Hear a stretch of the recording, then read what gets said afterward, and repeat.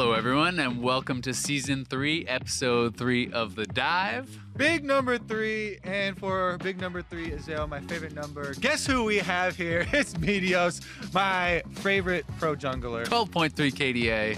12.7, and thank you. Glad to be here. My mistake. Now, Meteos, we had some updates with you this season. You signed with Optic. Now the Optic roster is 10-man revolving everybody around. Is everyone on the bench or no one on the bench in a situation like this? Well, I guess everyone's kind of on the bench. Yeah, it's been pretty interesting. It wasn't exactly what I was expecting coming into it, but I think it's a pretty decent system that we have going where both teams work pretty closely together, and so we're able to like learn from one another. And you know, if like something's not working out, we can try just like swapping a player or swapping multiple players and seeing like if something else works better. Now, when people have pitched these ideas of 10-man all competitive rosters before, one of the biggest things and one of the biggest selling points is always, oh yeah, and we can do secret internal scrims where we hide our own strategies and then we surprise people on stage. And the Optic squad that you guys have fielded for the first 2 weeks actually has picked up way more wins than people thought that they were going to do. Have you been doing, one-on-one strategies with the other squad, and how has it been going? There's been a little bit of that, definitely. I think probably the biggest thing is just matchup practice. So, you know, if people want to see how a lane's going to go, it's like Alorum and Dokla can just do like 10 different 1v1s of the same matchup, trying the different sides. And so you get a pretty good feel for it.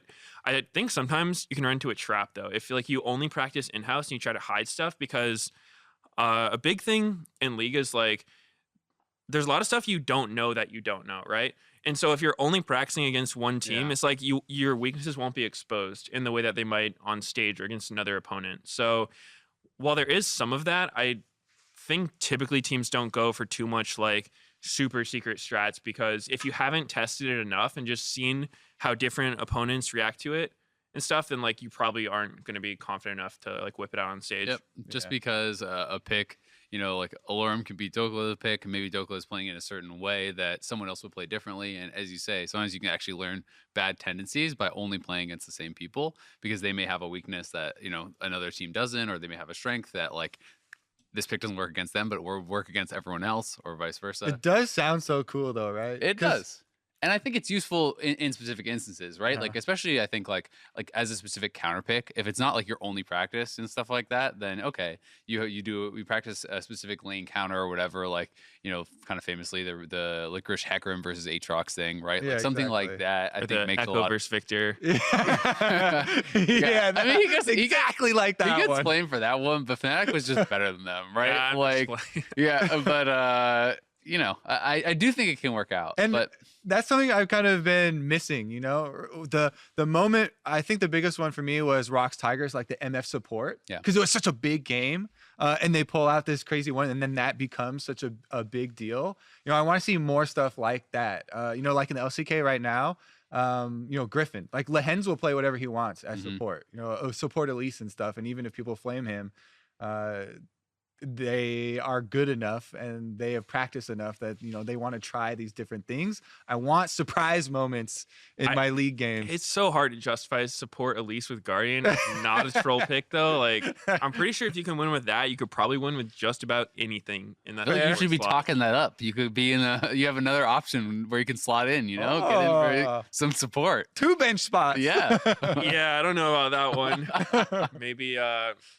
Maybe not the best pick. I mean, maybe not the Guardian Elise or whatever, but I do think part of the reason we don't always see as much like surprise picks and stuff is because people are fairly risk averse on stage. I think a lot of people, I know I've talked to you about this before, and sometimes people are very heavily affected by what the community thinks and what they say. It's like, if I play some basic meta stuff and I lose, okay, but if I play some Guardian Elise and I lose, you bet your ass you're gonna get flamed, right? Like, there's actually another angle to that too, where usually when you're practicing scrims, it's like teams will pick fairly like meta picks all the time, and occasionally like you'll try out some new stuff, but other teams just won't want to practice versus you if you're constantly whipping out like troll picks, right? Like if we're just whipping out like Elise support or just really low tier stuff, the enemy will probably start by banning it because they're like, we're not learning anything from this practice. You know, a good team's going to pick Alistair here, not Elise. Mm. And so they just get like really skewed reads. And a lot of scrims is just practicing fundamentals, right? It's like map movement, communication, vision control, that sort of stuff. So when a game gets heavily skewed because someone wants to try this like off the wall pick, it kind of like hurts everyone involved. So I think that's a pretty big part of why we don't see it more too. Yeah, it's honestly very similar to like a principle that we use on playtest team a lot, which is like when you're trying to test for a certain thing, you kind of have to like isolate a certain test point, right? So it's like in this example, you're trying to figure out, okay, does like Maokai top work instead of Sign if Sign is banned out or whatever, right? And then to actually figure out if that is a good pick or not, everything else around it has to be fairly standard, right? Because otherwise, how the hell do you know how good the Maokai is if your support Elise is 015? You know, like that's not a real test, right? That used to always happen to me on C9. And I remember it was every time I wanted to try a pick, no one on the team could take the game seriously. Like when I was like, I think Volibear, like he seems like he does what a jungler needs to do. You know, he's like kind of tanky. He's got like some early game. He's Let's try he's it a out. bear. He's at home in the And woods. Every lane, there's like a solo kill at level 3, one Like, way or this another. Volibear pick just isn't that good. I mean, You know, are you sure we should have picked Volibear there? I'm just like, you we're not died playing. 3 times before I finished my first buff. Well, there's actually been a lot of changes specifically to the jungle recently that teams are going to have to test out these experience changes that have come into the game. And LCS just started with 9.2, and there's been a lot of very vocal reaction from all junglers and even non-junglers like streamers and everything about those changes. Now, jungle experience is reduced the later the game goes. As they're respawning, they're not increasing by as much. What is like your holistic take on these changes? And have you like practiced some different theory crafting stuff with Dardoch specifically? Because you guys have 2 really good junglers on the same team. Right. We've definitely like we'll each have some of our own picks we want to try out against each other. And then Volibear. That one's hot. keep it on the down low. But yeah, I mean, we definitely try out stuff, and I think Dardoch's like really good. So it's pretty cool being able to scrim against him because like there's some junglers where they'll just do like really huge blunders in their pathing or like not really punish you correctly for things you do. But I think Dardoch's super good. So we've definitely been able to learn from each other in that respect. About the XP the changes. experience nerfs at all? Yeah, it basically is jungle ruined overreaction. Yeah. It's Some people are I don't know. are It's really complaining a lot. like about it. I definitely think that there's, you know, the vocal crowd where anytime your role gets nerfed whatsoever, they like to say it's ruined. Yeah, And I actually, honestly, I didn't notice the XP nerfs too much when I first started playing, but lately I've been feeling them a lot more. And it kind of feels like, you know, there's kind of this trade-off where, you know, if one guy's ganking a lot and like all your lanes are losing, you can kind of farm to, even though you're not pressuring as much, you'll stay like the same level as him. But right now it feels like you just kind of have to fight all the time because if their jungler's going around getting kills and you're farming, you'll just be behind. by And like so- 2 levels sometimes. Exactly. And it'll just make this really weird dynamic where I feel like farming just isn't worth anything. So, you know, if you're forcing kills all the time and it's working out, great, you're getting ahead. But if it's not working out, then you're like extremely behind. So it feels a lot more snowballing now. For Yeah, sure. it definitely does to me, especially as the game goes on. If I'm doing really well and I have like 9 kills or something, then there's a tiny chance that I'm the highest level in the game. I'm probably just the same as the solo laners, or sometimes they even have a level over me. Whereas before, like if I was actually popping off, then not only would I have all this experience and gold from kills, but I was power clearing my camps so easily, and I felt like I was getting so much more from them. So I've definitely been a lot more scared of ganking solo laners, especially top laners that in solo queue all take ignite and they'll turn on the jungler You and just beat die. you. Show up to try to gank through Renekton. He's Yeah. sitting at the 100 level Fury. 6 Knight Riven. Yeah. Yeah, you're just dead. It's- So it feels pretty bad, honestly. Like just because you kind of have to make a choice. It's like, okay, do I keep farming to not fall super behind, or do I like make this risk, go for the play, where maybe I can stay on par with the rest of the game, or if it fails, then I'm super behind. Which is why, to me, it feels like you like right now. So there's the two different schools of thought, right? It's kind of like people are going full on like early game junglers still, like people, like Lee and Zin and maybe J4 and stuff like that, who can gank a lot and, as you say, fight for those kills and try to stay up in XP that way. And then there's kind of like the more like supportive role, like the Ivern or the Nunu or whatever. But it does feel like a lot of the kind of like scaling junglers are just eliminated because, while the XP changes are big, they don't actually make that big of a difference in the early stages, right? Like when we looked at the numbers, it takes, at least this is competitive stats, but it was about 20 seconds longer to get to level 6. And then it was like about a minute 20 or thereabouts to get to level 11. And then it gets like, significantly slower in the higher levels. So it's like that's where it really starts to affect you more. You still have more gold, but champions that are dependent on levels in particular are definitely hurt a lot more. Yeah, because the way that the XP works is actually the same at level 1. So your first clear is going to be the exact same. Jungle monsters scale until level 7, and then after that, they don't scale anymore. And the maximum that they scale to now is a lot lower than it was, like, I don't know, what's 20% less experience, something like that? I don't know the exact numbers. Yeah, it's Real answer significantly is less. tax all your laners. Get that. I mean, that's XP. kind of what you have to do, right? It's like you have to get kills or experience some kills, and then you push the wave with your laner. So I don't know if it's Turret plates. That's what you gotta go for Dragons, now. turret plates. That's actually what this has like pushed me more in favor of. Because when turret plates first came out, I was very cautious and I would try and like grab maybe one plate and get out of there because I felt like it was a bait to get a bad recall for my laner, and then my top laner would be crying again, like come back immediately so I can get my wave back because he stayed too long trying to take plates. But now I'm like, these plates are like the most valuable thing for me to do. I don't even. Plates are insane. One thing that's I find really big in games is if you can take Herald between like 10 minutes in the 14-minute mark, free money. Herald will do true damage, so it'll always kill 2 plates. So what you want to do is like show up at a lane that has like 3 or 4 plates remaining. You take a couple plates and then summon the Herald because it gets additional armor and MR per plate that goes down, but the Herald hits it for true damage, so it'll always hit it for like 2 plates worth of damage, about 40% of its health, and then you can just get like an unreal amount of gold for yourself or like your boy. In, like, Did you know the bonus for getting first turret now is actually less than a single plate? It's 150 gold bonus for getting your first turret bonus or whatever. So it's not even that big of a deal of like finishing off the first turret. It's that like you're saying, I'm mining as many plates as quickly as possible off of turrets. So I look for turrets that are level 5 or still have 5 plates on them to go try and mine the most. I do kind of like the idea though that it's like more interesting to actually fight for a rift, to fight for dragons, to play for plates, and not just like have a more kind of like farm incentivized style, because dragons too feel really good to take for me. Whether I'm playing like no matter what lane I'm playing, a dragon's insane. I actually want to fight for dragons because the first one especially is so much stronger. So like pretty much the only one I honestly don't feel super incentivized to take in the early game is maybe like Mountain. Yeah. But like Mountain's so good though. It is, but I mean not immediate power, right? Like I'll want to grab it, but like if there's like an ocean that spawns first, if you can get that early, I just feel like I won every lane by like just taking the dragon. Yeah, that's true. Here's the thing too though, since not only is the buff more powerful, since it also gives 100 gold and experience, if there's any opportunity for me to sneak it, or if your bottom lane is winning, it doesn't even put you really behind like it used to. So even mountains, I'll still try and get it early if I feel like we're gonna have control for the next one that comes up too. Yeah. But yeah, if I see an early Cloud Drake, Ocean Drake, Infernal Drake, of course.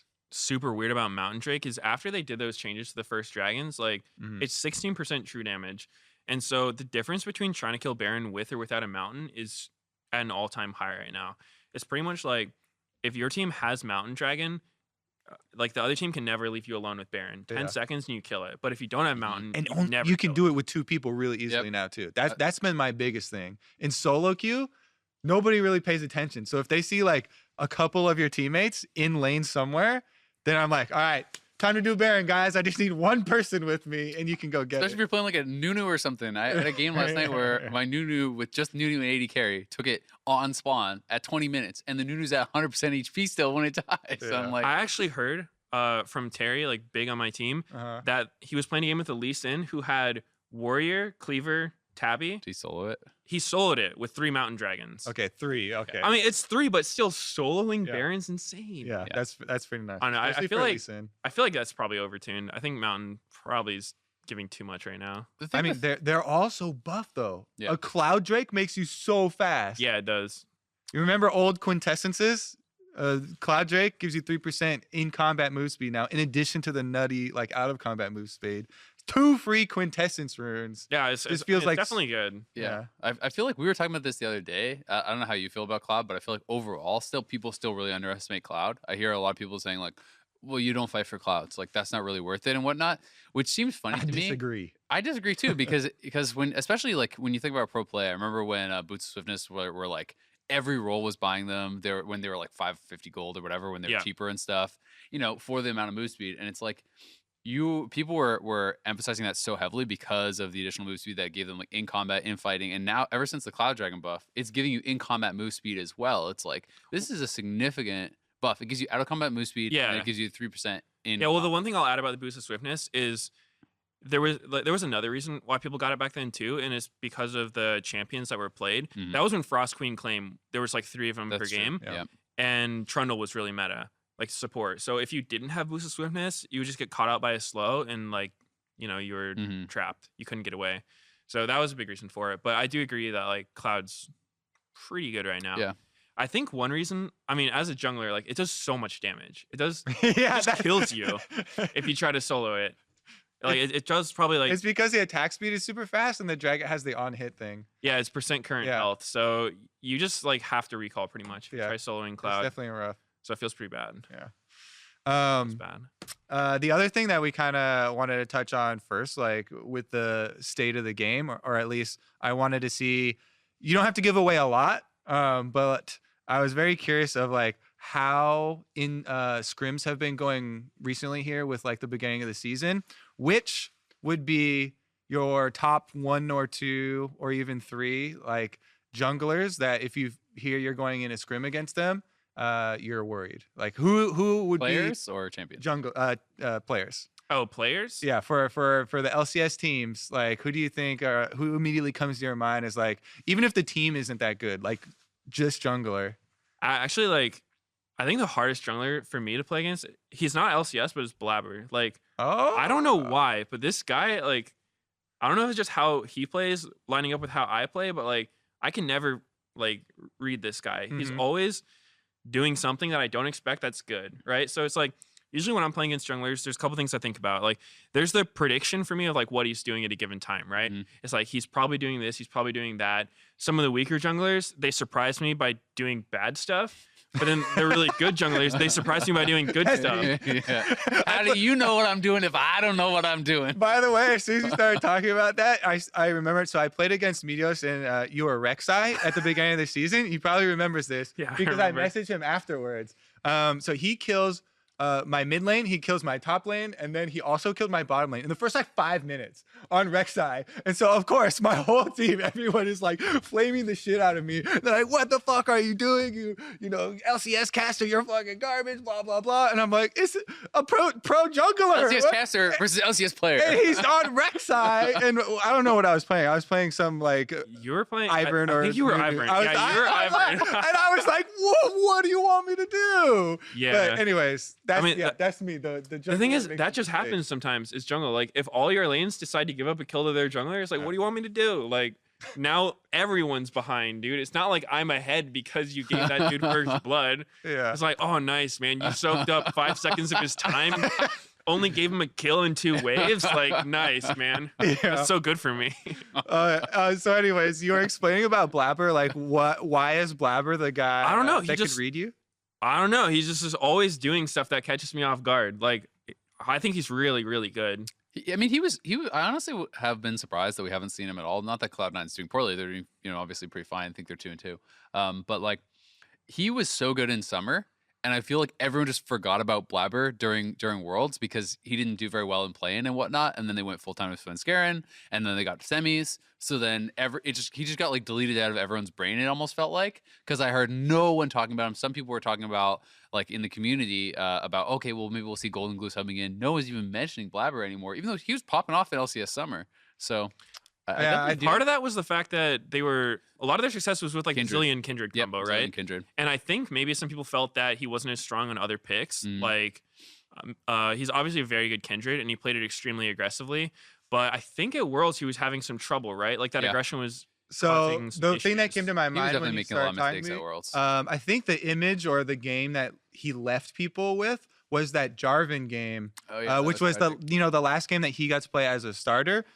He's playing Jarvan like they don't have a very good early game, and then there's something in the mid game where he EQs into a blind I bush, remember that. into yeah. the blind bush in mid lane. And like the whole enemy team is there and viewers have full vision. So everyone's like, what the hell is this guy doing? He's going jumping in on Jarvan. And he, it's unfortunate. It was like a very risky play because they don't have Yeah. vision there, but He did make a lot of mistakes, but yeah. he was also, it was like his first split. He's obviously very young. I still think the guy has a bright future and kind of. Oh yeah, I confirmed mean he's by an what you're absolute saying. monster in solo queue too. That's like cool. he's one of those players that just will always be top challenger, and he doesn't even do it as far as I know in like super cheesy ways. Like there's some ways you can kind of like pad your rank by like abusing certain champions or cheeses or duo that kind of thing.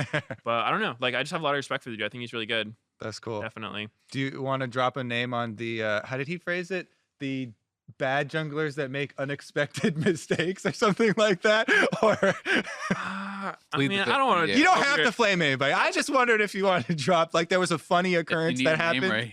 Well, I mean, I don't want to I put already anyone volunteered. on blast. I'll say like the person I find myself most surprised against, for better or worse, is Rush. Like, I don't think that's a surprise to anybody though. Like that dude's got a pretty creative play style. That's on like, brand for Rush. That's on brand. Yeah, like I mean, I love Rush. He's good for sure. But I mean, like some games, I'm just like, the way I explain it to someone is like when I'm playing against most LCS standard junglers, it'll be like, okay, 90% chance he's here, like his camps are respawning, he'll be doing this kind of pathing, maybe 10% chance he's doing some random stuff. With Rush, I'm just like, I don't even feel comfortable being like, yeah, his camp's coming up, he's gonna be here. It's just like Clears topside, he's somewhere, spaces, guys. walks back topside. Yeah, I mean, he's good. He finds a lot of windows that like other people wouldn't find, but sometimes I'm just like, why is he here kind of thing. Yeah, he's mechanically really good too.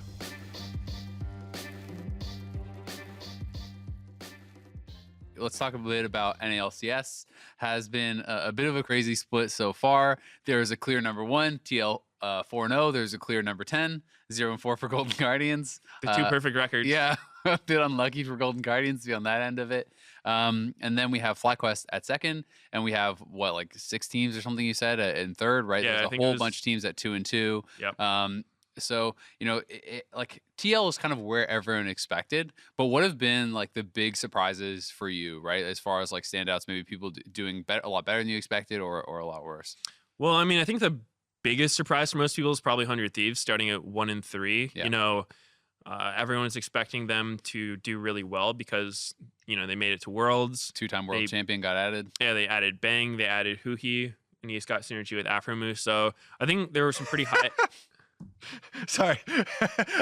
As soon as you started talking about Hui, I just remember last week the Rise game, and he wanted to get to the point in the game where he could go to Afromu maybe and like work with that synergy, but his TP didn't quite his make TP it. didn't get him there. Oh, he got the Aatrox in mid lane. It happens. There's some rough games, some rough plays, but I mean, I think everyone expected them, and almost all the predictions, you're expecting top 4 for sure. Yeah. And it's not to say they can't get there, but definitely not the start they were expecting because their one win came off of like someday working his magic, getting like the 3v5 Baron steal. Yeah. It wasn't even a clean win, and their 3 losses. The thing that was most damning for me was not even that they were 1 and 3, because it's like, okay, the 3 teams they lost to were arguably the 3 best teams in the league, right? Or at least like teams that were predicted up there. Yeah. But they didn't just lose; they got blasted, right? It wasn't like really hotly contested games where okay, they just barely got out team fought, or maybe one lane didn't go so well. It was like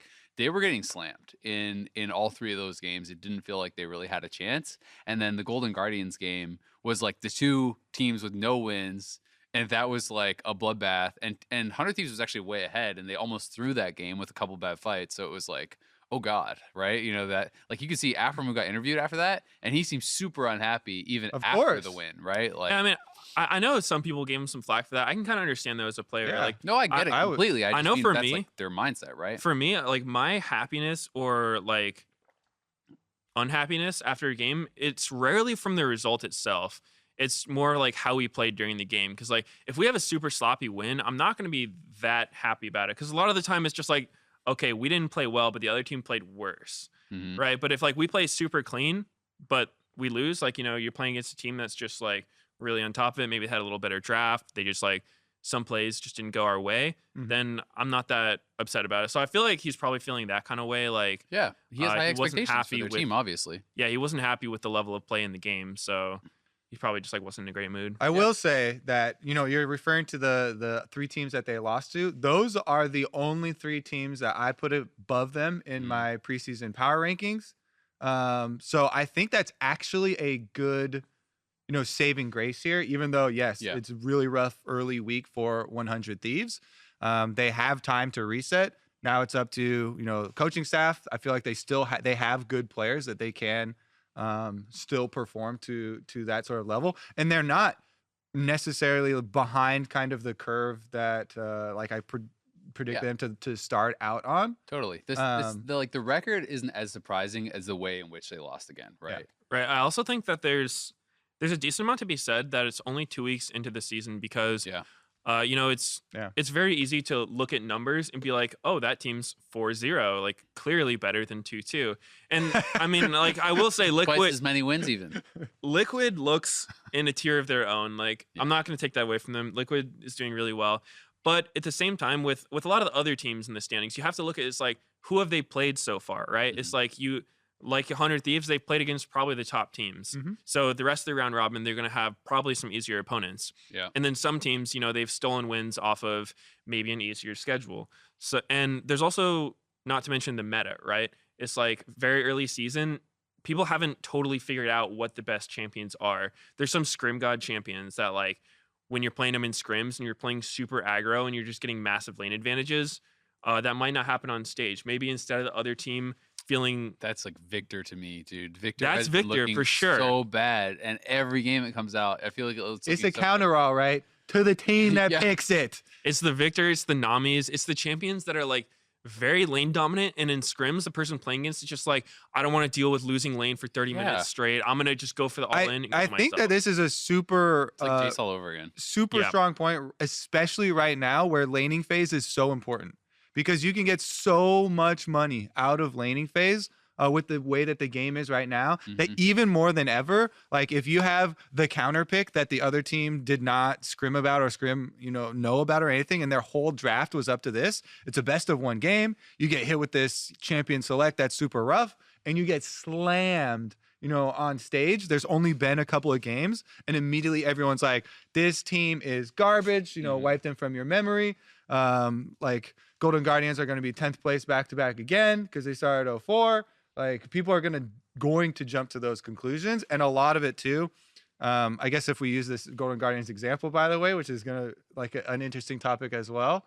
I don't know if you think how they're doing is going to be project to the future, but we were talking about this a bit before. I think it might have been Dash I was just talking about, and he was like, this is so early in the season.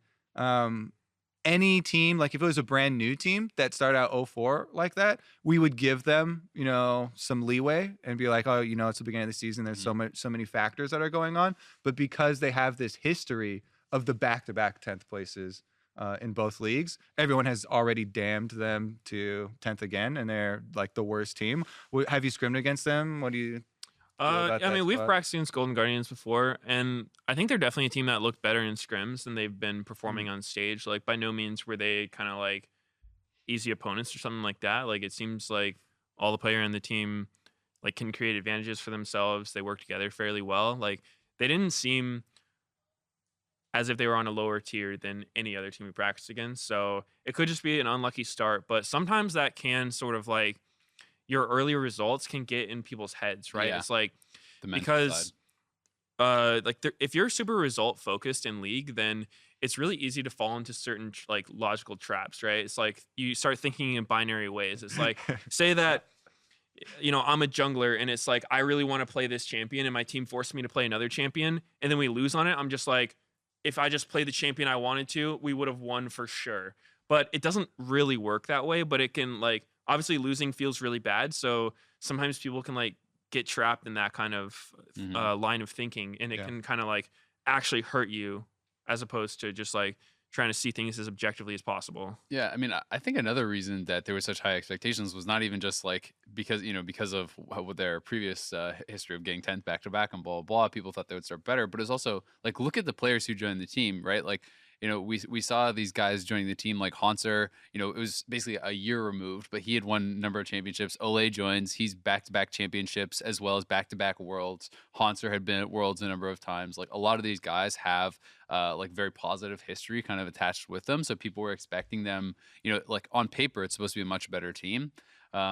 And for Golden Guardians, it is unfortunate because when you talk about, okay, strength of schedule and like some of these teams maybe, picked up some wins off weaker teams and stuff, like their easy week was supposed to be week 1, right? Like that where they went 0-2. And then now in their coming next 3 games, they're 0-4. They have to play TSM, TL, and Optic in their next 3 games, right? Like that could be a 0-7 start. And I think that like mentally, as you're talking about, like that was something that I was talking about with Dash as well. Is just that it's like even if a team does have the ability to improve and like has the skill to be a playoff team, if you just go mental boom, if you don't have someone like managing that and really trying to like help the players through that time, I think it can be extremely difficult. And like when I was casting the last Golden Guardians game where they lost against 100 Thieves, the way in which they lost, where it was like the 5v3 at Baron for Golden Guardians, they're on the Baron and like definitely goes out of the pit and isn't hitting the Baron, and Contract has to smite because he's dying to someday. He has to smite for health, or he would have just been dead before the Baron died anyway. And then they lose that, and they lose the game off that. Like the way in which they lost that to me was just like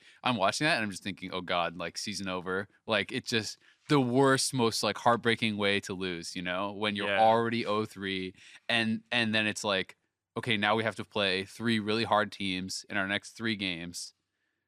There's one team has ever even made playoffs when they start 0-4, and they're like reasonably could be 0-7 or 1-6. I mean, the mental side of pro league is a very, very important side of it. Mhm. And like you're saying, since they started out the week with the easier schedule 0-4 and heading into a harder schedule, it's very likely that they start out like the entire first round robin, with mostly losses here, and they're on that same track. Like that can be so difficult to overcome as far as team atmosphere and trying to keep your head clear for practicing new strategies and trying to actually focus on improvement rather than dwelling on community reactions and stuff. And you're definitely one that has experienced so many ups and downs of involving the community. Like it feels like such a tight line to have to walk and balance. It's super hard, and I think one thing that can happen too with teams is like the trust between players. Like if that gets broken at some point due to like poor results or people not seeing eye to eye, that can be very hard for a team to move forward, right? Because if you're trying to deal with like internal conflicts between the team, then you're not even functioning as like a unit at that point. Like if you're playing against a team that's all working together and cooperating well, then it can be really hard. And I feel like you can kind of see it sometimes in teams like when they slump. Like when they're just not playing together, everyone starts playing a little bit more greedy. No one wants to Yeah. sacrifice for the rest of their team. Everyone picks a It's like, lane I have dominant to carry. champion. There's like You're not going to do it. Yeah, so I and gotta then carry, usually what right? ends up happening is those players will just like, they start pushing the line because they feel like they have to take it upon themselves to make advantages. Gotta get the solo And then it's kill. like, okay, I don't know where their jungler is, but I want to go for this wave, and Mm-hmm. oops, I'm dead. And then things can just snowball completely out of control. And that's not to say that's going to happen to Golden Guardians, but it's something that I've seen happen time and time to like all kinds of different teams. But I think on the same side, you're talking about the mentality of things, and because they're going into a harder schedule, sometimes you can rally, right? Yeah. Like they if you haven't win one, then that's yeah, hype. exactly. And sometimes the upper teams, like when I've been on like the really successful teams, when you go up against an opponent that like you just completely underestimate, you can just get really sloppy, like not prepare your draft correctly, do some troll stuff in game, and just end up losing. Yeah. And taking a win off a top team when you're struggling can be like a huge morale boost for the team and can kind of like get things up and running again. So I don't think Golden Guardians is doomed by any means, but it's a pretty rough start. Yeah. For sure. But on the positive side of things, FlyQuest, the team that at least I didn't have nearly as high expectations for. I think a lot of people had them near the lower end of the standings. And they've been, like a really pleasant surprise, right? They're sitting at 3-1. They actually have Never doubted them. You put them at like 7th. They have the battle for first place actually this Saturday, 6, right? actually. Against 6. Well, we're gonna have to check tapes on that one. You put them 10th. Okay. They on Saturday they're going up against Liquid, right? And that's not a match that it's on the same day as TSM Cloud9. And so I think everyone like on the schedule was looking, okay, TSM Cloud9, that's gonna be like the hype match that day. Yeah. The first place match is Liquid FlyQuest, right? Yeah. And I think that's really, really cool. Especially like if FlyQuest were able to take down Liquid, that makes the league, I think, feel a lot more wide open. But I've been very impressed with a lot of their players. But Pobelter has really been looking good, and it's kind of cool to see him playing more comfortably and feeling like he has more room to kind of do his own thing and create his own advantages. And he's been looking good doing it. I think their match against Liquid is going to be a pretty indicative match of how the rest of their season is going to look, because even though they have, a slightly better record than the rest of the league, it's one of those things where I feel like they had an easy schedule. It's not just an easy schedule, but it's not like they were super commanding victories and they're just outperforming everyone. I still think they're fairly close to the rest of the teams, even though like 3-1 looks so much better than 2-2, right? It's like 75% win rate versus 50. But dude, he's just bragging with all these here. numbers. He's just constantly Mr. bragging. Show off. Look, I can do math. Oh, look at me. Yeah, that's what I'm doing. But I think that Liquid's really going to test them, because even in some of their wins, like they've been having some kind of like slow early games, right? Yeah. Against Optic, JJ was giving some charity in the bot lane. Against TSM, it looked like Pobelter was kind of struggling in lane against Bjergsen and like going down quite a bit of farm. Yeah. And so I think that I'm not totally sold on them being like the definitive number 2. Oh, of course not. Yeah. Like they're doing well for sure, but I think that their match against Liquid is really gonna be a hard one for them. But if they can win, then I think that they make a really good case for themselves. I like what you were talking about earlier, where if a team takes down the team that's getting all the praise at the time, then it's such a big like energizing moment for anyone. And I'm already starting to feel like Team Liquid, since they won back-to-back splits and they signed all these superstars, right? They're being built up to be like the god team. And so whoever ends up, giving them their first loss is going to be so happy. So if FlyQuest do it, not only are they already well positioned in the standings, but I feel like that is just such a huge boost for whoever can take down Liquid the first time. Yeah, totally. And for me, it's less about me thinking they're the second best team in the league and more just thinking I thought this team was going to be one of the bottom teams in the league. Actually, the bottom team. Yeah, but I did put them last. But I mean, it's one of those things where it's there's like a grouping of teams that I thought was going to be around the bottom spots, right? And that was definitely one of them for me. So even just seeing this start makes me think that they could compete for a playoff spot, right? Which is already, I think, above what a lot of people had as far as expectations for them. So I think, that is exciting to see. And it feels like a lot of the league is more wide open. As I mean, CLG, another team that had a much better second week, right? Stixay had an interview where he said he thought they were for sure the worst team in the league in week 1 and that they actually just improved a lot into week 2. So it'll be interesting to see like how some of these teams carry their success forward, because like week 2 for CLG, it was a lot better, but I also felt like they kind of won off draft a fair bit in both their games. If like both the games were the Scion games, both the games were their opponent picking no engage and the game going late. Like they were down 7K against FlyQuest, and FlyQuest had no engage and never was able to close out the game. They won late with this like stone plate Scion who had 12K HP when he pressed stone plate. Thanks to his W. Yeah, and they did have scaling in their games. They played better, right? But don't get me wrong. But I did think that it wasn't just like everything's fixed. It felt like the other teams kind of trolled the drafts a bit too. Well, I feel like getting better and like an incremental step is what you got to have for this squad. Yeah. Because I don't know about you, but I heard like before LCS started or whatever, I kept on hearing all these rumors from scrims and stuff that CLG was the floor. Like they were getting just wrecked. They didn't have their strategic coach even locked down yet. And Irene, that's his name, right? Yeah. I'm not sure if it's Irene or Irian. Or Irian. I think it's Irene, but Irene? I'm not Okay. sure. Yeah, I think so. But anyways, he's been like they've been so positive about him since they've brought him on.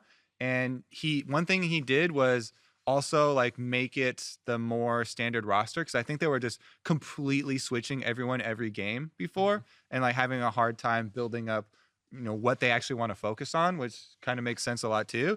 So if you're starting at the bottom, if you're the floor and you finally They agreed. He said they were hard 10 first week. You finally got all your pieces together. Now like their coaching is finally, able to put together. I think like that's a super positive thing for them. And talking about reactions, they were so goddamn happy after their win off against Cloud9. I felt like that was the party. for them. I like wanted to go like to the CLG after party. You start hugging them. Yeah, let's like they were.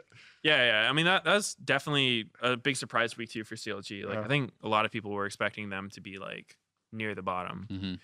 So whether or not it was like them turning things around or maybe their opponents not respecting them enough, Or a bit of both, right? Like Yeah, it it could can definitely be totally be both. both. Like they can improve, and their team's opponents didn't play the best games. yeah, and I think it's really like the hardest trap to avoid in League when you're looking at like how good a team is or certain players. It's like it's so easy to just look at their results, right? It's like, oh, you won a game, you're good. You lost a game, you're not good. You had a 14 KDA, best jungler. 12.7. 12.7. Damn it. Maybe it was 14 at some point. Yeah, at some point, but that's not the meme. That's true. We gotta stick to not. the canon meme. And you are a good jungler. So Speaking Point- of that, I like to believe this is a so. tangent. Do you like the Meteos ego Twitter? Because I find it hilarious. I think it's but really I could funny. also see how it would not be hilarious. No, actually, honestly, when I first saw it, I didn't like it. Like, Yeah. when it first came about, Yeah. I was like, this is just someone like making fun of me. Yeah. And like I remember, I think I like blocked him on Twitter and stuff. Okay. And then like everyone kept saying like it was the funniest thing ever. And I think I was just like taking it too personally. Yeah. But eventually, I just like, realized it wasn't really. It's not making something to take- fun of you. It's making fun of like what you could be. Almost. Yeah, exactly. And Yeah. so like since then, like I thought it was really funny. And I actually don't know who runs it, and I don't Still? wanna know. I don't want to know. okay. I really Yeah. don't want to know. I think it's a lot funnier to just picture me saying it. Yeah, I think so, So, too. I'm impressed- That's why I think it's so funny, because I know you and you're not like that. So it's like I think it's hilarious to I only say picture that you in my being head. like that. But if you were like that, I could definitely see it like hitting home a little bit too close. It's the things that he thinks, but he just won't say. Yeah. Exactly. But I'm actually so impressed that it's still going. It's been going for so long. So it's definitely someone who is super invested in the scene. Yeah. Like They have some good memes. when it first started, people were theorizing just all these random like comedians and stuff too, and I was like, I don't think so. And now I'm definitely sure that it's someone way more invested in the scene. It's you. And they're really smart, and good looking, Yeah. and rich, and the best at everything they do. So, Okay, well it's not him now. Uh, We already heard the jungle story. well, shit.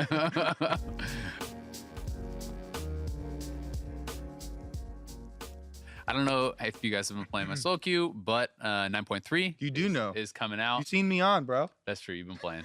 9.3 is coming out. New patch. There's a number of changes. Most notably, I would say the marksman items getting changed again, as well as kind of like a slew of different nerfs. Anything big that really is standing out from this patch for you guys? Well, I think this was the patch where they're hard nerfing Akali and Aatrox both, and I think it's a step in the right direction because going back a little bit to competitive, like one of the things that I think is super strange right now is just like how many super overpowered champions there are, where it's like something like Akali, where maybe she has a 45% win rate in solo queue, but if you look at what this champion can do, like what she has access to, like granted, it takes a lot of practice to get to the level where you can execute it correctly all the time, but like you just can't do anything against her if she's playing correctly. So that kind of thing's pretty lame, I think, when you're drafting, because it's like, okay, like what super insanely overpowered champion do we want to play against this time? Like which ones do we want to take? And honestly, it's been like all the new champions, right? It's like Aatrox, Akali, Urgot, all these things. So I'm happy to see some of them get nerfed, especially the ones where I think they lead to sort of like more stale game states, because a big thing that Riot's been trying to do lately with their patches is make like they reduce the amount of vision, so they want like more jungle ganks to happen, that kind of thing. But when you're playing against like Urgot, Akali, Lissandra, like you can't gank those champions. You can show up against an Urgot, him having no idea you're there, and he just walks away. He's so tanky. Yeah. So I definitely like seeing those champs get nerfed. I think that once they're a little bit more in line with other stuff, we'll be able to see like more champions come out. Yeah, and they also added on Cassiopeia and Aurelia to that. Exactly. It was all of these champions that are like first pick, first Urgot didn't ban. get nerfed though. That's the thing that makes me sad. Yeah, Because he's going to be 100% presence. He didn't get nerfed in this patch. Yeah. he got like that slight touch, And on he's so boring. 9.2. Yeah, I'm not a fan of Urgot. Yeah. Urgot's the worst for me because the other ones are OP, but at least they can be more interesting to watch. Yeah, I mean, I don't know. Now you got less other things you have to ban. I'm jungling. That's true. Yeah, I'm jungling against Urgot, and like this guy does way more damage than me at all points in time. He's way tankier. He has way more playmaking ability. Into fucking Yeah, meat it's so just he can like, fear everybody. where's my jungle champ that does all of this, right? It's like, Urgot jungle. yeah, I don't know if I have the money for that one. I might be low level the whole game. Right? Doesn't like me getting experience. That's true. That's true. We're worried junglers were having too much fun, so Yeah. no more. It seems weird to me because the things that people, and now we're just going to talk about balance changes, which are Jat's fault. So you can blame him for ruining our jungle. He was one of us. He was one of us, and then he went and ruined everything. But the thing to me where they're like, so you kind of touched on it where you're like, oh, Riot wants junglers to gank more, but the complaints that everyone on both teams always has the most of is getting ganked. Like that's what makes people hate junglers. Like all laners hate junglers because they hate getting ganked, and they get ganked by the enemy jungler. They're flaming their jungle immediately. This guy ganked me. What are you doing? While your bottom lane, like, I just got a double kill. There's a whole map here, and you're a part of it. Oh yeah, it's a huge thing, and one, I think it's definitely a good point because with a lot of the way Riot changes the game, like it's pretty clear with the way that's been going. Like they don't want junglers influencing lanes in such an insane way, right? And so they're like, okay, what we're gonna do is we're gonna make it so junglers can't clear their jungle. Like we want them to just get so low health farming that they won't have time to gank. But what actually happens is you're just like, okay, so you're saying I get low HP farming, right? Like, yep. Okay, I won't farm. Like I will take red buff and I'm gonna gank. And you get stuff like Camille, Xin Zhao. And then previously what kept that playstyle from being so oppressive is the fact that like if I take red and go for a level 2 gank and the other guy does 3 camps, he's level 3. Yeah. And now he's contesting me on whatever camp I go to next with a level advantage. But now it's like you either need to do Krugs to get level 3, which takes a while and is super out of the way, or you're still level 2 as well. So you don't really punish it as well. So I think a lot of the changes that have been, well-intentioned haven't really hit the mark, and it's left the game in like a super strange state. Yeah. For me, it always was weird because, like you're saying, the counter to this that was always a really interesting balance to jungling, and why, I wanted to be a jungler from the very beginning because there were so many options and there are so many different valuable things that you could do. The value in the jungle itself for farming should be decently high so that I can punish this Jarvan level 2 red buff cheese ganker for spending his time. Yes, if he gets the gank, that's well played by him and you get a reward. But if he fails it, then I get to punish him. I'm pathing over here to steal stuff from him, or I'm trying to organize my route in a way that all gain value from seeing him and like using this information. And there's a tug and pull. But if you're doing things, and this is just random theory crafting, I'm not a designer or whatever, but if you're doing things like lowering all the value in the jungle, then you're lowering the possible counters that I have to that strategy, and you're also adding this scuttle crab thing into the jungle that heals people as well as being the biggest source of golden experience. So if the Jarvan went for that gank and my mid laner like outplayed it, he flashed, he dealt a lot of damage back to him, that guy goes and takes the scuttle crab and he's back to full health or something now. Plus he's got the golden experience, and not only does it doesn't fight back, it gives you these big rewards. It also heals you full, gives you your mana back and everything.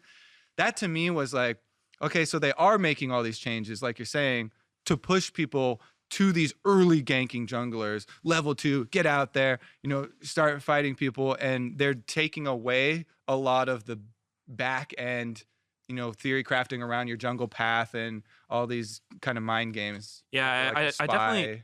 I definitely agree with that for sure. One thing that's kind of weird too is I noticed that when they changed the machete and talisman to the current form, they took away the attack speed from machete. They made it all on hit damage, and it's just kind of like it streamlined a lot of the paths you can take on junglers. Where it's like, if I'm a machete champion, I kill my buffs really fast. I kill crabs really fast. I can't do raptors for the most Yeah. part, and Krugs will kill me. So it's like I just think that's kind of weird constraints to put on the jungle. Whereas, like, if I'm playing Zac, it's going to take me 5 years to kill a red buff if I'm starting Talisman. And so it just, I wish that junglers had like a more similar clear speed, I guess. It did. The jungle items is another super interesting point because You can tell there's two junglers here. We're not even talking Sorry. about the patch notes. Hey, we're not It's a big involving deal. our top laner. Just stay up there, dude. I'm trying to get my jungle route down. But so the other thing that they did with the talisman change, they basically removed mana constraints for junglers. So I feel like Scuttle is really egregious with that. Yeah. Like I feel like Scuttle is the biggest problem out of all this stuff. Personally, just like I play a lot of Phil. Yeah, you get to interact with the Scuttle crab, so I'm gonna. Yeah, I mean Scuttle. Well, I mean I play Phil, so I do play jungle too. But it's like Scuttle always felt weird to me because, like, for example, I liked playing Fiddlesticks, right? And when Scuttle got introduced, I'm like, well, I probably can never play this champion again. Like, yes, you can. Yes, it can work. But I mean, just how bad that champion is at taking Scuttle. I don't know if you guys ever played Fiddlesticks, but it's like you fear it to get the resistances off, and then it's like, I'm supposed to sit here and drain life it while it runs away from me. Meteos And then I has a auto it for like 40. professional Fiddlesticks game. One of the very few professional Fiddlesticks. I've won FPS a game player. with Fiddlesticks, even more rare. Yeah, so I mean, things like that felt weird to me, where there was like certain champions that I liked playing in jungle that I used to like playing Kale jungle. Not saying it would ever have worked in pro, but it was something that I just enjoyed playing in solo queue, right? And it's like, okay, well, how the hell does Kale ever kill this thing? I have no CC to remove the resistances from Scuttle. So it's like, okay, Kale's gone. Oh, Fiddle's not going to work. Okay, there's like a number of champions that I just immediately felt like, how am I ever supposed to get this thing that it's like, okay, you're playing a Xin Zhao, so you're already earlier, stronger than me. You're going to gank better than me. The way I'm supposed to get gold and mana back to keep farming is by doing the Scuttle, but I also can't kill that. You know what? I talked to Dardock about this a few weeks ago, and I was thinking, like, what if the way you broke the Scuttle Crab's armor and Mar, it wasn't CCing it, but the only way you can do it is smiting it. So if you want to kill Scuttle fast, you smite it early, and then you can kill it. But you and then can't it kind of bridges the gaps between the Graves, who can effortlessly break the armor on this Scuttle and kill it 10 times faster than champs with no CC, who have to like actually invest their long cooldown CCs just to break the armor and Mar. So like that's one of those constraints. I think it's a really good point to bring up because to me it doesn't make sense. It's like, why is this something that affects which jungle champions are playable? Like it doesn't seem like it should be that big of a deal to the point where it's like, okay, I'm just totally like putting myself at a disadvantage and my team because I want to play my favorite champion. Yeah, like if you remove all these constraints, like again the talisman like example with mana, that's something that like yes, it makes your jungling like take effort and thought into how I'm going to balance. Okay, I have what abilities am I going to use? What camps can I clear? It also puts that constraint on your opponent jungler, which made the cool game of like, I just saw him, with half mana or whatever, and previously like you didn't get all this back, and he's playing this champion or whatever. So I can kind of like start to build my thesis on like what the enemy jungler is doing, and so then you incorporate that into your overall game plan, which is something that I really enjoyed with it. But like they just boosted the mana regen to insane levels and made it regen in the river also. I mean, I like that. I mean, personally. it does feel nice to like have all that power, right? But I kind of like having some, and maybe that's like, I'm not saying it's a bad change or you revert or anything, but some sort of constraint so that I'm planning around something and I can plan around something that the enemy is doing. Seems like that was kind of the more chess games type of feel that jungling used to have, I think. Yeah. One thing too that while we're on the topic, We should talk a bit about the marksman stuff because that's actually what's happening in the patch, and people are going to be watching the patch section and they're just like, "What are these monkeys?" But I don't That's play cool, but I marksman. gotta hear what my friend has to say over here. Why do laners kill jungle camps faster than junglers at all points in time, except for the first clear? That's something that's bothered me for a while. Like, I'm in a competitive game, and look at junglers nowadays. It's like you get warrior because you have to play an early game jungler, and you get GA while the time everyone else has 4 items. Yeah, I want my jungle back. Preaching to the choir. All right, we can move on. All right, let's talk about hold on, some my marksman last items. example. When the level 4 These guys are trolling. level 4 Renekton comes down from top lane and wants to take Scuttle Crab, I'm like, yes, sir, that's your Scuttle Crab, sir. Like, he's got a rage bar or something. He has Ignite. So I kind of like your smite idea. But we should move along to the item changes. You want to talk about the marksman one? Sure. I mean, all the marksman items got redone, right? That is the big change. That is what most people are going to be thinking about with this patch. The general TLDR of what they're trying to do, the 3 main goals they had: crit users excited about their core build again. Crit builds are generally more satisfying in normal play without becoming problematic in pro. And crit users can fit defense into their core builds if they need it. So essentially, you know, the IE change is what most of the stuff is centering around. They removed the doubling of the current crit that you already have. They removed the true damage from IE. So now it gives you a 25% flat crit and it increases your crit damage by 25%. So IE can be a first rush item. Storm Razor essentially got changed so that it's more supposed to be like a 3rd or even a 4th item, where it doesn't have the guaranteed crit on it anymore.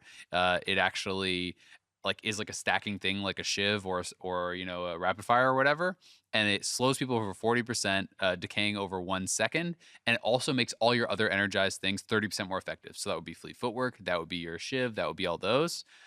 So those are pretty big. And then the other thing that really stands out to me is PD is now a shield, and this is the one that I think we may see across like jungle even and stuff as well. Like when I think of Graves. So instead of it just being the enemy that you're hitting deals 20% or 12% less damage to you, this is when you get below 30% HP, an attack that would take you below that, you get a shield that is between 240 and 600. Starts scaling at level 9, and it's shield for 2 seconds. So that seems like pretty crazy to me. I'm thinking immediately like, oh my god, Graves with Warrior PD or whatever, and champions like that. Yeah, one thing worth noting too with the effect is it does have the keyword lifeline, which is the same one that Hex Drinker and Sterix use. So you won't actually be able to stack it with either of those. But I do think it's a pretty cool change for sure. It looks like, looking at the items, like obviously I haven't played any games on this patch yet, so I could be totally wrong. But the biggest thing that stood out to me was the Storm Razor change. I actually tweeted about it because, like, to me it just looks like a hard nerf across the board. Like, so I don't know what one item spike 80 carries are going to look like, but probably IE. It's probably going to be IE Rush again, or maybe Essence Reaver or Bork. Those 3 items. Right, but I still think those are probably going to be weaker than the previous iteration of Storm Razor because going from the previous patch, most crit users would go Storm Razor and then Rapid Fire Cannon, and both of those are like pretty good spikes, even though like a lot of the time they're behind, and it feels super bad playing like, you know, Caitlyn or Tristana and getting those items when you're up against like a 3-item mage or something like that. But I don't know, the Storm Razor, like, it went up in cost, it went down in AD and attack speed, it lost the auto crit, which was a pretty big part of it. But I mean, I don't know how useful this energized effect is going to be on the item. Like, obviously it works with static shiv and rapid fire, increasing your range by even more. So and probably fleet as well, so you could get a really big heal. Definitely, but I don't know. That's the one that stuck out the most to me. It just seemed kind of weak for sure. I mean, they even give some suggested build style thing. I mean, I think, like, you know, most people are assuming that people are going to go back to IE Rush, but we could also be back in the days where it was like people would just go BF and then there's the item and then complete IE. I think that's totally reasonable as well. So, but definitely Storm Razor is going to be garbage as a first item. So you definitely do not want to get that. And I think, as you say, it's mostly going to be up to like how useful is like the added empowerment of your energized items, right? Because if you are a fleet footwork plus rapid fire style like marksman, you know, in my head I'm thinking, okay, you're like a Caitlyn with 4 items, and you have the Storm Razor as your 4th item. All of a sudden, your rapid fire headshot or whatever is going to slow them. and deal a bunch of extra damage. And if it increases the speed up of your fleet footwork and all that stuff, then maybe it becomes effective as like part of a 6-item build. But I definitely hear you. Like the standalone item sounds garbage. Yeah, Right? the thing that I would say too is it's not, does this item have any use ever? But I'm comparing it to what you could get instead. Because if I'm an AD carry with, let's say IE, rapid fire, static, then the items that Storm Raider's competing with is like, do I want a Bloodthirster, a Do you want your GA, a Last Lord Whisperer? Dom? Do you need a Maw? Yeah. So to me, I don't know. It seems worse, but They did be wrong. recently buff the lifesteal rune in precision to give a lot more lifesteal. So I can definitely see people foregoing their lifesteal item and just taking that. Yeah. Because it scales really well now. But it takes a long time it- to stack. It does, but like these are aimed at being more like late game AD carries. Mhm. If I'm going early game and you're like talking about your 1-2 item power spikes, I'm going Lucian every time. I'm Yeah. Lucian Bork. Like there's zero question for me there. I do like this Spear of Sojin item. That's definitely an interesting Even one. though I'm gonna be a very poor jungler nowadays with my little brown bag boots and my warrior, and then the game's probably over. This is like a jungle pity party over here. That was a joke. But the Spear of Sojin sounds cool because it feels like the special like aspect on it. The It's Essence Reaver Gold passive. awakened dragon, is gonna be the Essence Reaver just transferred over to an item that gives bruiser stats, attack damage and health. It's good on like almost any AD jungler. So I feel like I do see a world where I can get this item. Like I can go warrior into Spear of Sojin, and then I have a cool interaction with my ultimate too, depending on which Right. champion I want to like get the most out of that for. So that actually did kind of It is. Yeah, so well, expensive, touching though. on Spear of Sojin, the thing that stands out to me is that it's going to be competing pretty much directly with Black Cleaver for the item slot. yeah, that's too. And one thing that, if I'm a jungler trying to build Spear of Sojin, I have to be really, really rich to get this item because the components are actually a big fair. part of what I look at when I'm building an item. And something that's super nice about Cleaver is that you can just go like warrior, and then every single time you Grab go a health back, crystal. yeah, you can get 2 ruby crystals. You can get a phage and another ruby crystal. Like it has a very smooth path. Like if you're building Spear of Shojin, it's like, okay, I got my warrior.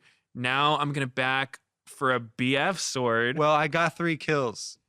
That's why I'm Yeah, I going. mean, that's why I'm going Spear. you of can Sojin. get it, but I don't know. To me, this item, I feel like it's gonna be out of reach for most junglers because Yeah. if you can get the Kindle Gem, right?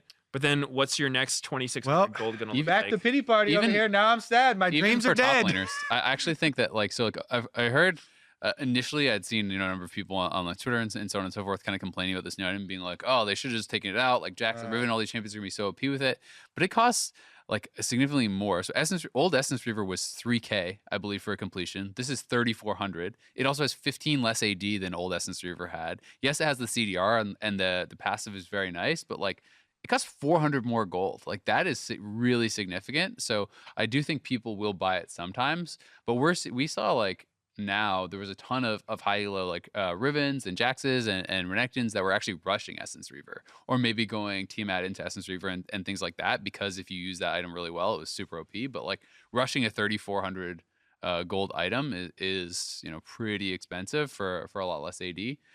So I'll be interested to see like where it does actually slot in. But I do think that PD is the most like interesting change for me just because this for once feels like when I'm playing marksman, I don't have to like fully sacrifice all my damage to build a defensive item because it felt so bad. It's like, okay, you're playing a Rengar and I'm my Caitlyn bot lane or whatever, and you're popping off, right? And it's like in the past, what was I ever supposed to build besides maybe like tabbies or something like that to not just completely ruin my damage? You know what I mean? If there's like a Scion top and a Rengar, you're like, okay, well, I don't want to get one shot, but I need my like rapid fire, i.e. Last Whisper, whatever, to have a chance of killing this guy. So I do think it's kind of interesting to be able to actually, you gimp your damage a little bit, but you grab a PD and that gives you some hope of maybe not just getting one shot by a Fed assassin, by the Zed or the Talon or the Rengar or whatever. So I do think that's something we may see a lot more of. just with that shield. And that I think is something that a lot of marksman players will really feel good about. If it's too strong, remains to be seen, because something that fits easily into your build path and just is a generic 240 shield when you first complete it sounds really strong to me. Yeah, I actually really like that.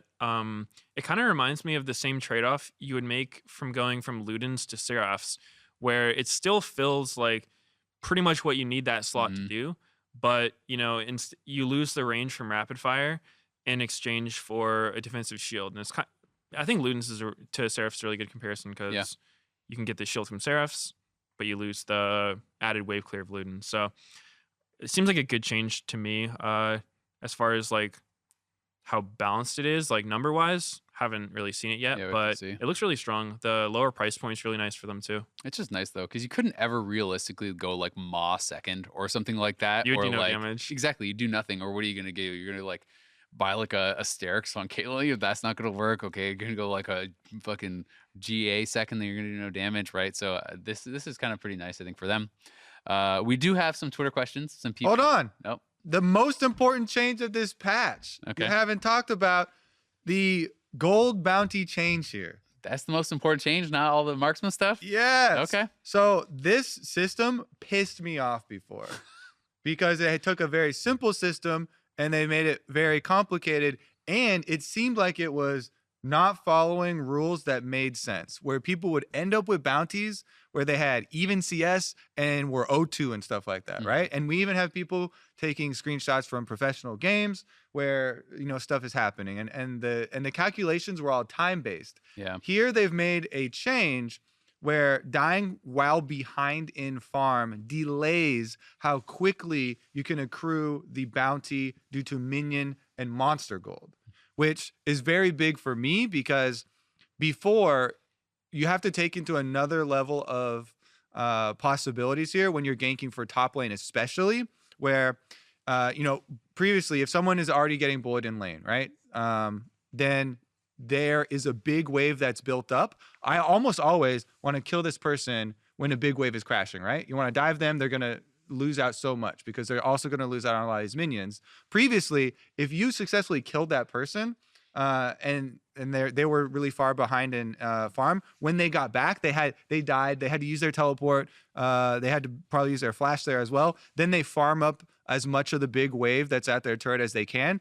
They would get a bounty because they got a whole bunch of minions in a very short amount of time, and a lot of it was time gated. So I really, really like this change where they're trying to iron out some of those oddities with the system that they put in place, because it was definitely not perfect. I think it is definitely a good change. I personally don't think it has a huge impact on like how most games go, because in that scenario, for example, it would probably have to be that plus the top laner TP's bot to like fight there, because it has to be like you still have to go like plus 40 or whatever CS in a time window. So like it's probably not big enough for just farming that one wave. It seems ridiculous to me. I totally agree. It was one of the most bounty in that situation. It was one of the most frustrating situations because it felt super random. It's like, especially if you're in a counter matchup, I've had that where it's like you're playing a tank and you're getting slammed by a Jace and you get ganked and you die, and then the Jace goes and roams and he comes back to lane and I have like a 450 gold bounty on me and I'm 0-1 and I'm down farm and I'm like down 2 levels. I'm like, see, like balance and everything, that is a one great thing, feels change. but fixing changes like this that just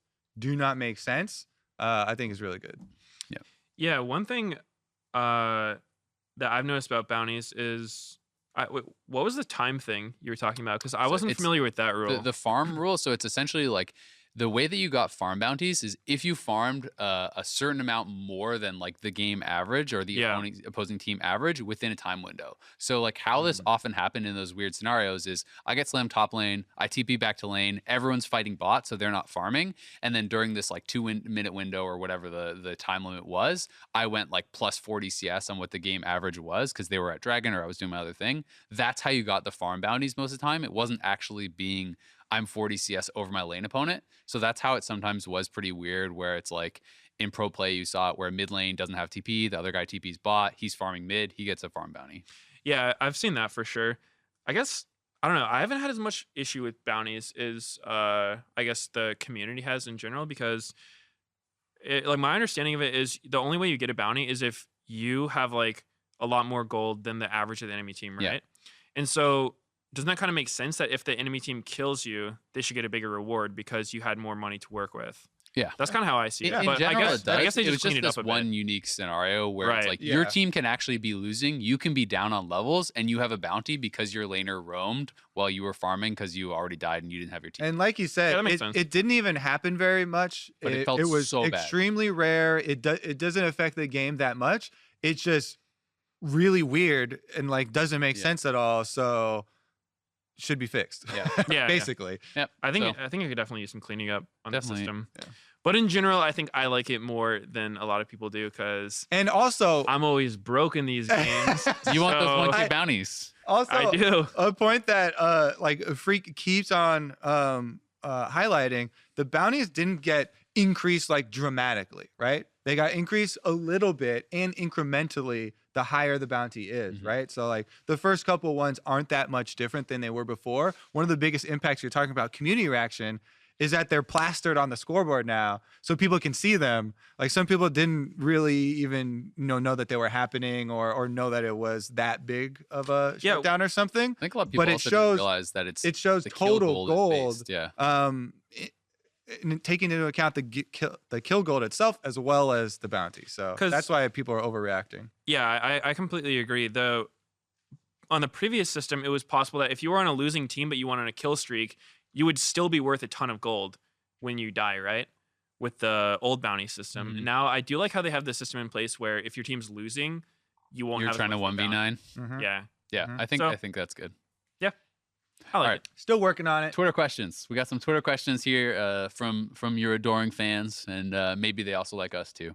So one of the questions is, what do you think the impact of the new ADC items will have on junglers? Will there be more priority play on bot lane? Is it negligible? Like, do you have to slow down the ADCs now? Is there anything like that? So are you going to be building these? Do you have to care more about what ADs are doing, you think? I can only make a prediction because Yeah. I played with haven't it. played too much. This is but patch day. from what I've seen in my experience, when the crit AD carries are good, like the long range marksman, Caitlyn, Kog'Maw, Tristana, they almost always go hand in hand with enchanter supports, which are your Jannas, your Lulus, And that tank kind of thing. junglers. Right. And it's not necessarily that you play a tank because they're better than the other junglers, but it's that if, say, I'm playing Camille and I'm against a Caitlyn who has a Lulu protecting her, I will never be able to kill her in a team fight. Mhm. There's too much shielding, there's too much protection for the AD carry.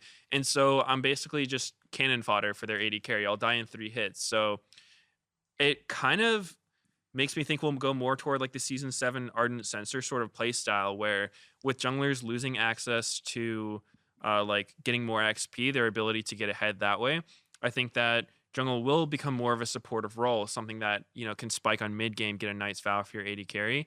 And I don't exactly know the numbers and how strong these kind of characters are going to be, but I think with what they're trying to do, it'll lead to a lot more of that thing, like the Iverns, the Nunu, Sejuani kind of thing. And then you'll have your hyper carries with your crit items. Yeah, I completely agree. And because also, not only are junglers going to have less experience overall because the jungle changes, but because there are also more neutral objectives and the neutral objectives are respawning faster, it really emphasized that type of game where it is a 5-on-5 fight, where you've got your DPS in the back line with your support peeling for them and stuff, and you have tanks in the front line. Whereas the counter used to be, you also have to worry about split pushing. Split pushing seems to have lost a decent amount of power because of the importance of, the dragons and Baron and forcing And how 5-on-5s much like that. engage there has been in the game. It's so hard to pull off split push when there's like Scion and Ornn and Yeah, Camille so- Galio and all this stuff. And we haven't really seen like fully committed poke comps and like, C9. That actually reminded me of I mean, as an element, but it's Yeah. not like the siege ones that we used to have. something I want to touch on real quick, mentioning the split push thing, is I actually think that a change they made in the preseason that it hasn't been highlighted a lot, but there were significant changes to how side lane minions act. Where before macro was always like understanding how your side lanes were pushing, whether Mhm. you know there'd be like a big wave building toward you, so you could like group and let that wave stack. And I don't know exactly how they did it, but minion waves will never push on the side lanes anymore. It takes a really long time. They'll almost always just meet and stay in that spot forever. It's the team that's winning. Essentially, your minions start moving faster, so it does change where the breakpoints are as far as like how they will bounce back or how it will put Yeah, you. but But your team has to have like an overall level Yeah. lead. If you're not overall ahead, it should work similarly to before. But I know there it are doesn't though. Like in all my experience, minion waves will just sit there on the side wave for like 5+ minutes, not pushing. So it actually like comps that do 1-3-1, that kind of thing, like with soul laners that can continue split, are at a pretty big advantage because the fact that like you have to go to your sideways if you want to get farm. Like you can't really just pull in Mhm. slow push waves anymore in the game. I don't know if it's an intended change, but that's how they've been working. And so I think it's one of like the biggest changes to macro that I've seen in like the past few years is that like small change that's actually like had a pretty big impact on how the game's played. Yeah, it's definitely interesting. I also think it's something that like it's just not fully understood yet because everyone has had it so worked out in your head how waves behave in the past. So everyone I think has to relearn it, and also because it's dynamic based on level leads and all this stuff. It'll take a long time, I think, for everyone to understand, okay, we're 2 levels up on average than them. This is how the minion waves behave now. And that's something probably that coaches and 2 analysts levels on average Okay, is also whatever. insane. I'm just for a I'm just whole giving a random example, team. but Yeah. that's something that coaches and analysts and stuff would probably have to really figure out and start to teach teams. And probably the first person to do it will give their team probably a significant advantage, I would think. We do have one more question here. We have 2 more questions. We're gonna go with one more question here. You want to go? You want to hit both? The other one. Well, the other one was one that we Luke, basically touched we on the already whole we time. already answered Lucas Boyer basically because we talked That's about. why I was going to one more question, Kobe. I'm just saying we got 3. All right, we got one more question here from Kevin at FazeCast. He says, "What do you think about Riot forking the game at certain major milestones like preseason, midseason, etc.? Kind of just the idea of creating these big changes at certain points throughout the year." Personally, I don't think that could ever work. Hasn't worked for crypto, any of those forking for any of the coins that hey, you guys are both blank stares on crypto. Okay, never mind. Oh, we're talking about Elite. Azael Yeah. never got into it. But like I mean, the first thing that comes to mind, you're just gonna split the player base if you fork the game and you have different versions. Oh, is that what it is? I think they mean just like going a different. I I think interpreted the question as like making big changes, going different ways, kind of thing. But maybe You I'm fork it at different milestones, like preseason. yeah, like Well, preseason and midseason and stuff. I It's th- how I'm interpreting. I understood it as like Like- breaking up the game, like because they're in the ranked season. There's the splits. Yeah. Now. Yeah, and then he says, and it could let you play your favorite version of the game. So then if there's Oh. 2 versions and I want to play old season and you play new season, Oh, so he does mean then- splitting the player base. then I you're just misunderstood. splitting- I don't like Yeah. that at all. No, I I wouldn't think like that anything either. that splits a player base is not good for the game. I love it when there's like the most players you can have that are having the same experience. Yeah, it hurts Q So times what so did you much. think forking was? Oh, I thought he literally meant, since he was talking about preseasons, literally just like creating big changes at that point. But I misunderstood. Oh. See, that's why you guys also don't get the crypto thing. You need Yeah. Dude, you'd have people that are like, I want to go back to like Yeah, season exactly. 4, like no one could beat me in season Yeah. 4, and everyone else is There's- just like, He's the only player playing. that it. was 5 years ago, dude. Who are you competing against? I also just think that in general, with like people remember a lot of stuff through kind of like the rose tinted glasses, right? Same thing happened. I mean, this guy references Vanilla WoW and whatever. A lot of people, I think, forget about issues they had with the game at different times, and they just remember like what was most fun for them at that time. They're like, oh, I loved when Gragas, AP Gragas was so fun, or whatever, right? They have their favorite thing, and they forget about all the another annoying things that happen at the same time, because that's true of every game. There's always frustrations, there's always some sort of imbalances, no P stuff. Yeah, but yeah, you can't really do that where you would split the player base in half. Nah, I don't think that'd be good. Yeah, definitely agree. All right, well, I think that's going to do it for this episode of The Dive. I'd like to give a shout out to Alienware for our beautiful new laptops. If you guys noticed, no Riot Fist. These are looking very, very nice. So thank you to them. They're also doing all the computers on the LCS stage. I want to thank you, Meteos, for coming in and hanging out with us, dropping some jungle knowledge on us. And Thank you for having me. hopefully we will see you on the LCS stage sometime soon. I wish you all the best of luck in your games. Remember, LCS is going to be starting at 2 p.m. PST this Saturday. And then we also are going to have games on Sunday, of course. Keep tweeting us your questions. Hashtag the Dive LOL. You can tweet at Riot Kobe, at Riot Azael. Let us know what you want to find out. Also, suggestions for guests. If you would like anyone to come in, hit us up. You can apply. The process is rigorous. Meteos went through a complete screening. He can contest. And he was actually the only one approved so far. Yep. So Maybe we'll have Meteos keep the every list week. open.